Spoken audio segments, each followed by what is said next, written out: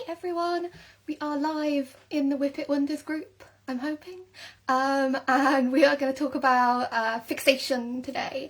Fixate your whippets, fixating on different things. So the way this will work is you're welcome to comment during this. Sometimes it doesn't always show when I'm on my phone doing the live, so I have got my laptop set up, hopefully ready for it to work, so I can see any comments if there are any comments throughout this. So you're welcome to ask me any questions. This will be recorded and stay within the group, so you can watch it later if you would like to, but it would be great to have a few of you along live. I'm going to talk you through fixation, why dogs might get fixated, give you some solutions and ideas on how to reduce that fixation, because it's a very frustrating problem. I know that little Arthur here, the little black whippet, was the master of stalking and laying down by the time he was 5 months old, which I will come to a bit more later. But if you're here, feel free to say hi. Yeah, I can see comments on here, that's okay.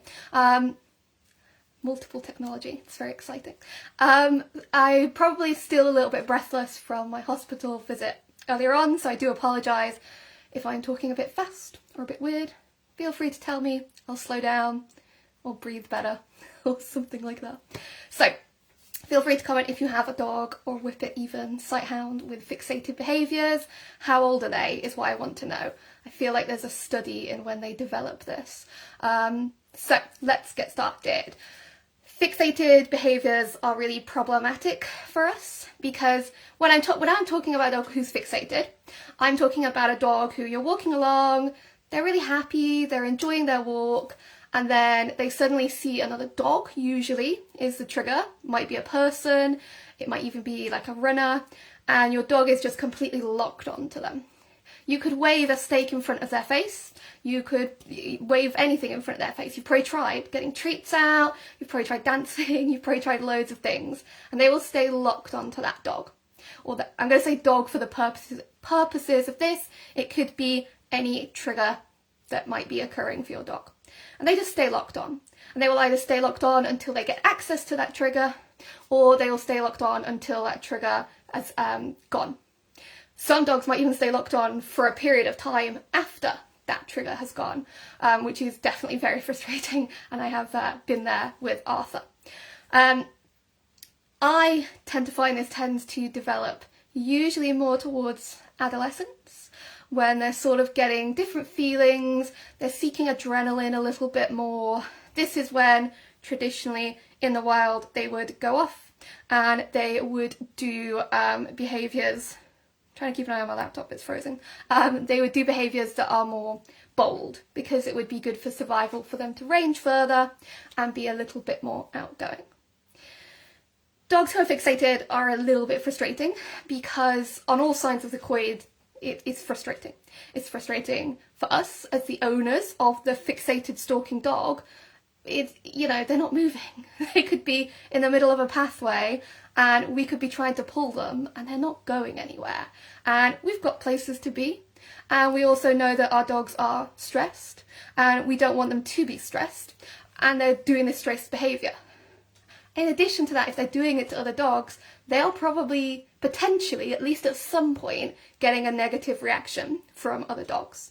Because although a lot of dogs that you will see out will be fine with it, because the kind of, just the way life is, if they are reactive or tense dogs, you don't tend to come across tons of those if you've got a sociable dog. You're walking at very sociable times, in sociable places, so to speak. I've lost my train of thought. I knew I'd do that. It's been 2 hospitals too recently. But anyway, I'm going to continue. These things happen. It's frustrating for us as the owners because we don't want them to do that. And we don't want them to get told off. And we don't want to aggravate someone else's dog, is where I was going with that. We don't want them to do that behaviour where they're having that issue with that other dog and then maybe they're getting told off. So we don't want it. The other dog probably isn't thrilled about it either. They're probably having an opinion about it. So what can we do about it? There are lots of things we can do. What we mainly want to understand is maybe why they do it as well. Maybe I went in the wrong order there. It's been a while since I've done these. Why does your dog do these things? Well, why does your dog fixate? There's a lot of different reasons, and they're often quite varied, and they will vary massively dog to dog. A lot of it is about watching your dog and really learning to watch their body language as to why they're doing it. Mainly, it's deemed an excitement behaviour. They've seen this other dog and they're either eye stalking them, or they've laid down and they've refused to move, or they're sort of like digging their heels in, and it's because they want a social interaction. And if they're really excited, you know, that's not the worst thing in the world. If I could choose, I'd go for the excited dog rather than the nervous dog, and I've had all of them. I've had every temperament of every whippet on the planet at this point. But it could be excitement. It could be anxiety. A lot of people don't see this behaviour as anxiety or conflict, but I do see it quite a lot. I think the way to look at it is, what does your dog do if they gain access to that other dog? Are they up and then bouncing around? They're up and physically bouncing and their tail isn't tucked, and they're happily bouncing, which is slightly different from the alternative, which I'll say in a moment. They're happily bouncing, they're socially engaging, they're really into that dog, they have a quick play, they're not being defensive, they're not moving defensively, then yeah, they're probably just really excited, and they probably just need to learn some social skills and other training skills. They're probably just really excited. Whereas if they're anxious, that can sometimes be masked a little bit differently, and I see this quite a lot where perhaps we think they're really excited and they've laid down, and then the other dog comes over and they ping up, and they're sort of still laid on the floor, but they're pinging back and forth, and they sort of look like they're playing. But when they stand up, their tail is kind of tucked and their play is very sharp, disjointed, and defensive. And that sort of defensive play is more of a fool around anxiety behaviour, where they're sort of saying, I'll play with you, but I'm not actually sure what to do. So it's very jerky, it's very not fluid, and it's very sharp. And the tail is usually with a whippet clamped right underneath them. I love the whippet's tail. It's a great like telltale in these situations, where other breeds it can be a bit more confusing. So it could be anxiety, it could be overexcitement, it could be a bit of conflict. They don't really know which thing they want. They've just seen a dog and they're very emotional, which I think our whippets can be very prone to. They're very emotional dogs, is what we all seem to say. And it could be they just lack a little bit of social skills. They're a bit overthinky. They're sort of trying to gear themselves up to a situation and they don't know what else to do. And I often find these dogs who get fixated don't have any structure on what else we would like them to do in that situation, and they get stuck mentally. They get triggered by something emotionally, they come up to here, they do this down or this fixated behaviour. At that point their adrenaline's too high and we struggle to get them out of it once they're in it. So what do we do about this? There's a long list of things we can do. It's good. It's a good thing. We can do a lot of things. There are things we can do. You know, Arthur was awful. I've got the videos of him stalking dogs. I've got the videos of me waving food at him. He was a nightmare. And I live in a busy area. It's very difficult to create distance all the time, which I'm going to talk about in a minute. But we worked through it and it was hard work, not going to lie. But by the time we got through it, he was great. He could pass other dogs. I'll never forget the day he walked straight past a Malinois that was like screaming at him and lunging. He just looked up at me and he was like, what's that dog doing? I was like, yeah, okay, you're fine now. And we worked through it great, and he was the best dog. I used him with reactive dogs after that as a setup dog, but it did take some structure and it did take some work. So what are some quick things that you can do? Let's start by, if we've got a young or a teenage dog, we just want to stop that habit fast, and we want to stop it in a way that's not aversive. You know, I'm not talking about shouting at them or getting mad or anything like that. We want to say, if we're always doing this on pavement walks, but we're fine in a field, I'm just going to temporarily start taking you to a field and work on it there. Because often with puppies and teenagers, they're a bit frantic. They throw out these ideas. If we let them rehearse them, they'll stick. If we don't, they tend to find better ideas. And a lot of the time, not always, but a lot of the time, dogs who are fixated are much better on a long line or off lead. And if we can give them opportunities to socialise in the right way, with some freedom, that goes a long way to these kind of dogs. We just don't want them to rehearse that wrong stuff. So we could go out on a long line to a field, we could be around other dogs, and get them used to just being around dogs isn't the big deal. It's very often when we're in busy places, we've got the pressure of tight paths, we've got the pressure of traffic one side maybe, we've got people running. I know when I'm out on a walk with my dog, I've got all of these things to think about. If we can take some pressure off, sometimes that's a really quick and easy solution for some dogs. And I've seen that happen with in-person clients where their dog's really stalky, even on a short lead in a field, and I say let's let him off, or let's give him a long line depending on the individual dog, and the stalking behaviour just stops altogether. And that just means that we can have some outside time with our dogs. It's good, they're around dogs, our dogs are with dogs. And I'm going to come to the questions at the end or I'm going to get very distracted. Don't take that the wrong way. My brain is not good at the minute. I'm going to come to that. It's on a very weird path at the moment. We're going to take them out to field, let them watch dogs, and do some stuff like that. So sometimes that can just solve it. Sometimes that is just the magic solution is we take them out on a long line. They're much happier. That's amazing.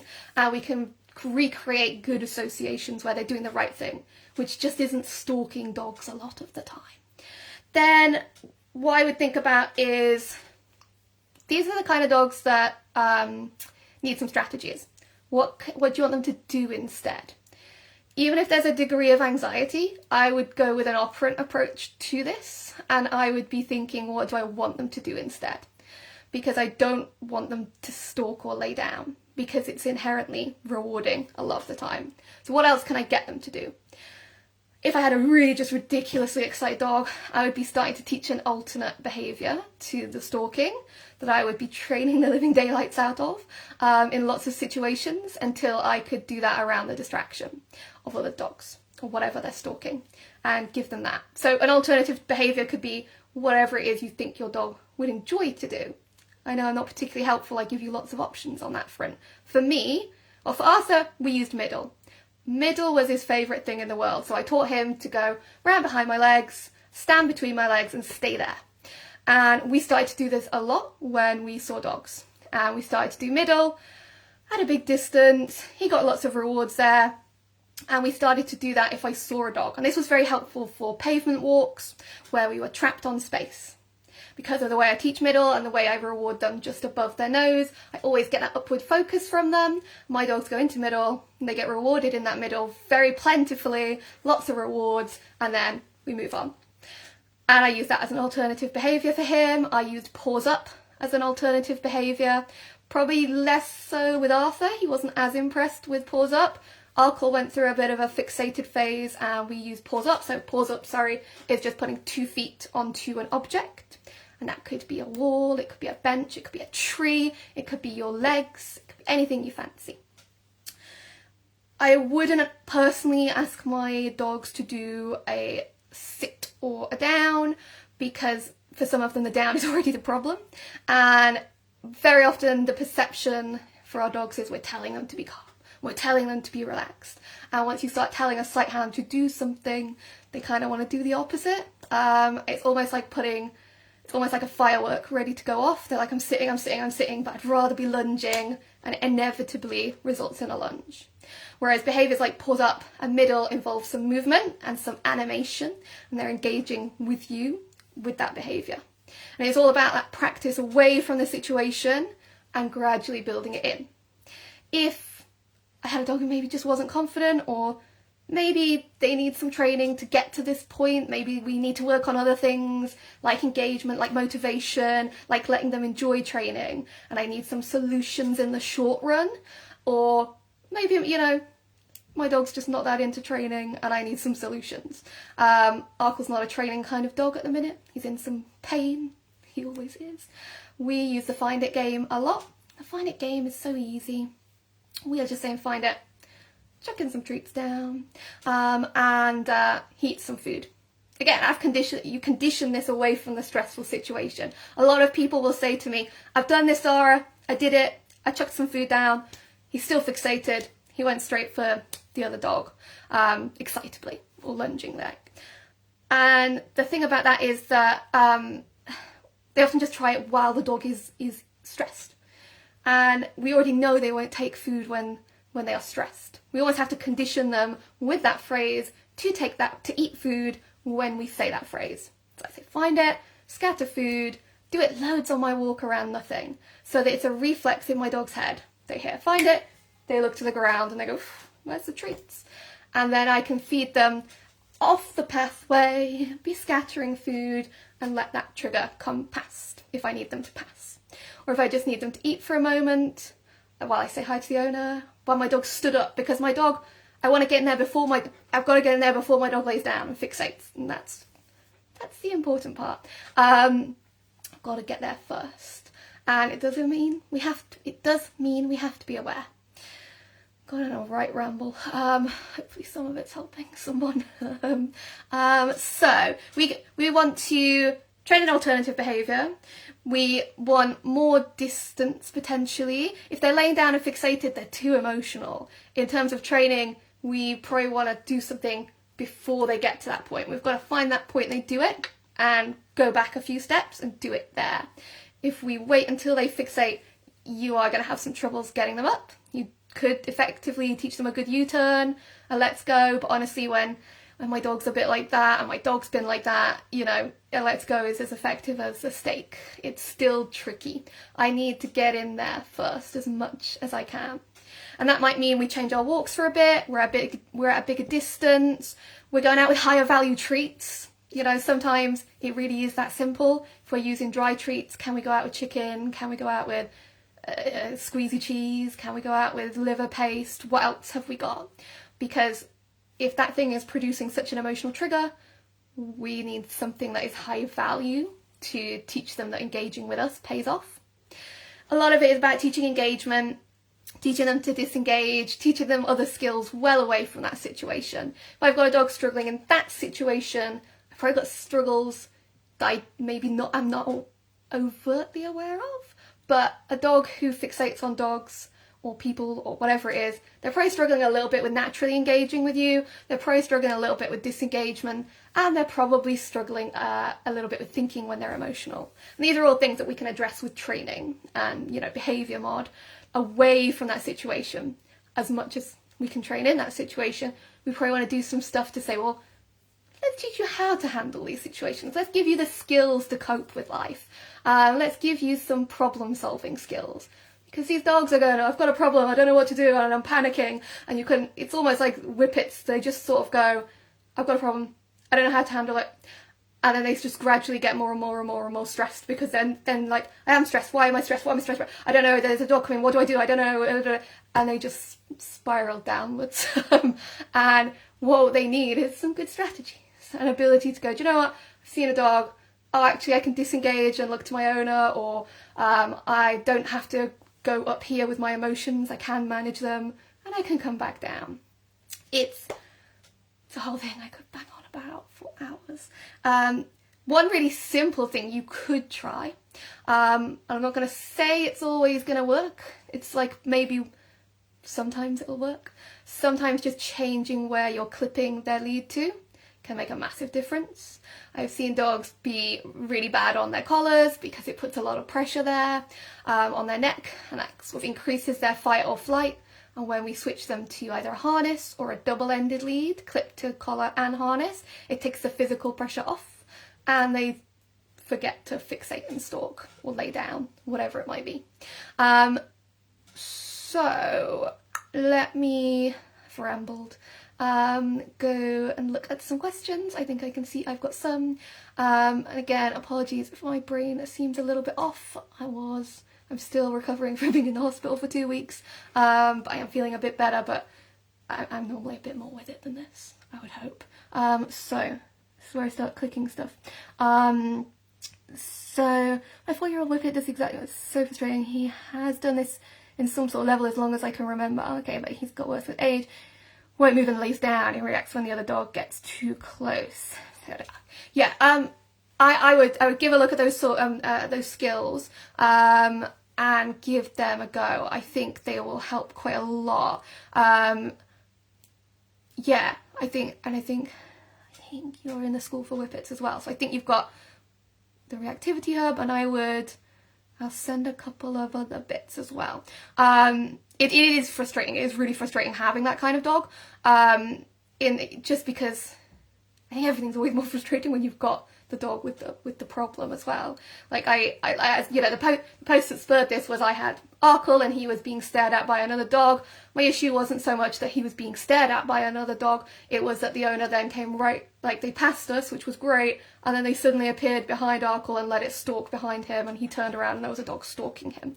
And that was very frustrating because I thought we'd got the stalky dog past him, and I was very happy and proud, and then it was suddenly up his bum, which he didn't appreciate. He doesn't appreciate an awful lot. He's a very short-tempered little dog. Think of Arkle like a terrier in a Whippet's body is my best recommendation. So yeah, we want to try and think of another strategy they can use. We can use. And there are lots of things, we can train Whippets. It's that whole thing of we can joke that they're, not very bright, or, you see it online, they're basically not a Malinois. They're never going to be a Malinois. If we all wanted Malinois, we would all go out and buy a Malinois. I didn't want a Malinois. I don't want that kind of energy in my life. I don't want a dog with that sort of personality. And all of the stuff that you see when you see people say that Whippets are not bright and they can't be trained, it's just from the perspective of, well, there's a subset of dogs that are literally designed to be trained or to be more biddable and listen. We can train these Whippets. We often just need to make it a bit more fun, a bit more engaging, and we often need to be aware they need much shorter sessions. They may need bigger treats, higher value treats, usually treats that are moving around, and we're a bit more animated. But we can teach them skills, and we can use those skills in real life, and they will make your walks significantly easier. The important part when we're trying to problem solve is I have to teach it at home, I have to teach it around no triggers, I have to practice it outdoors around no triggers, and then I introduce triggers. If you go out and practice anything that I've mentioned today, and you teach your dog it today, tomorrow, Wednesday, and then you try and go out and practice it around the dog Thursday, it's not going to work. Training takes time, and behaviour change takes time. But hopefully this has been a little bit helpful to somebody. What I will do is include any resources on anything I've mentioned if I have any other stuff on that. So basically there's probably some related content on the YouTube channel, which I'll put a link up to. There's probably content there, there's probably content on the blogs. I'm sure I've got something about Arthur fixating on stuff there. Feel free to ask any questions, anyone that is here. If you need to work with your Whippet at all, you can always get in touch. I do lots of different things. I'm always keeping busy. It's only Whippets I work with now, and Sighthounds and their adjacent bubble. So I do the Zooms, I do the courses, I do the school for Whippets. I've got lots of different things. If you do need any support, because they can be complicated, they are unique, is what I always say. But do feel free to always post in the group if you just want some quick advice from others as well. The group is here for you. I don't think I've got any more questions or comments. So this will stay in the group. I will also download it, I think, and upload it to the YouTube channel. So if you prefer YouTube, you can watch it there. If you have any questions, get in touch. Otherwise, thanks for watching, thanks for commenting, thanks for getting involved. I will let you enjoy the rest of your weekend. I hope it was helpful to someone. And enjoy your weekend. Thank you for joining in.